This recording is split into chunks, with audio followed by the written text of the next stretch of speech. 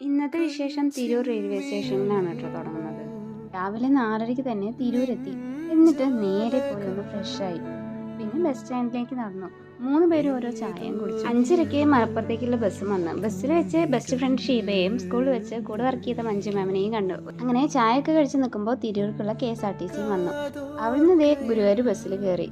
പിന്നെ ഞങ്ങൾ നേരെ പാലപ്പെട്ടിയിലാണ് ഇറങ്ങിയത്. അവിടുന്ന് കുറച്ച് റംബൂട്ടാനും വാങ്ങി കടയിലൊക്കെ കയറി വീട്ടിലെത്തുമ്പോഴേക്കും ഉച്ചയായി. അങ്ങനെ ഫ്രീ ടൈം കിട്ടിയപ്പോൾ ഞങ്ങൾ ബീച്ചിലേക്ക് ഒന്ന് പോയി. ബീച്ചിൽ പോയാൽ പിന്നെ അറിയാമല്ലോ, തിരിച്ചു വരാൻ തോന്നില്ല. പിന്നെ ഞങ്ങൾ നേരെ അമ്പലത്തിൽ പോയി.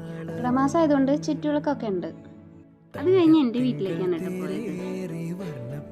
കൂടുതൽ സമയമൊന്നും കിട്ടിയില്ലെങ്കിലും കിട്ടിയ സമയം എല്ലാവരും കൂടി എൻജോയ് ചെയ്തു. അതേ ഞായറാഴ്ച 4 മണിക്ക് ഞങ്ങൾക്ക് ഗോവയിലേക്ക് തിരിച്ചു പോകാനുള്ള ട്രെയിൻ വന്നു. മൺഡേ ഏട്ടന് ഓഫീസും കല്ലുവിന് സ്കൂളൊക്കെ ഉള്ളത് കൊണ്ട് ഞങ്ങൾ വേഗം ഫുഡൊക്കെ കഴിച്ച് കിടന്നുറങ്ങി. രാവിലെ 6:30 തന്നെ വീട്ടിലും എത്തി.